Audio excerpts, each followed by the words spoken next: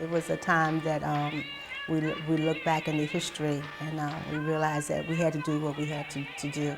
Fighting for a national holiday to be recognized. My generation was taught it's okay to complain, but roll your sleeves up and see what you can do to make and bring forth the positive changes. That's in connection with Dr. King was talking about. More than 30 years ago, a small group of leaders in Henrico made a plan to have the county honor Dr. Martin Luther King Jr. Initially, we were surprised to learn that Henrico had not adopted the King holiday. We had to come up with a strategy to get Henrico County to adopt, the King holiday as a official holiday for the schools. In 1987, the Henrico County Civic League put together a petition and had it signed.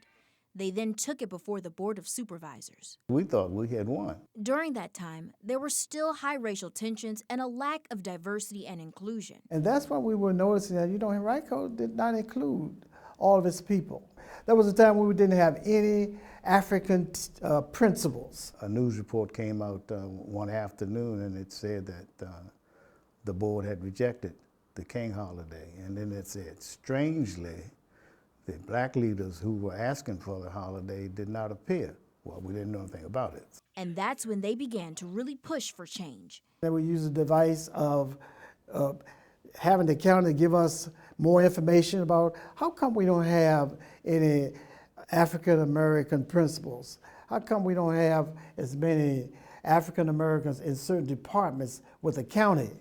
And so we saw there's a need then for political action. Keep that dream alive! We had marches, we had forums, we had press conferences. I don't know how we did this, but we actually got parents to keep their kids out of school. And some of them would actually take the kids to school and go back and get them and bring them to the holiday.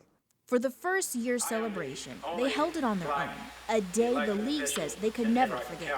The crowd was it was just too much. It was a cold, rainy day, and people were outside the windows. For 2 years, the Henrico County Civic League continued to push for more inclusion, and then finally, there were 3 new members who came on the school board, and this group was more open to a King holiday. There was one member who said, well, I know I can't stop you, I can't win, I'm just one vote. In 1989, they relented and agreed to let us have it as a recognized holiday.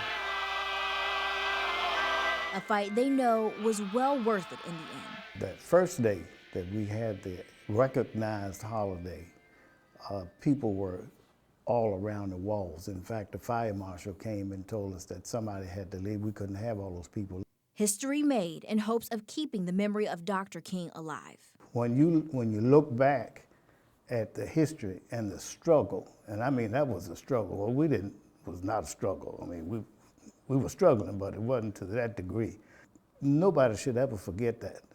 And we want to make sure our kids don't forget that and why Dr. King needs to be honored. To show the next generation what was done before them and what can be done after.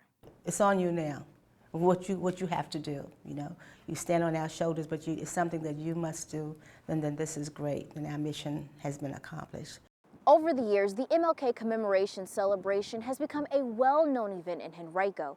The list of speakers to have shared words of inspiration range from music composers, legislators, to even those who knew Dr. King.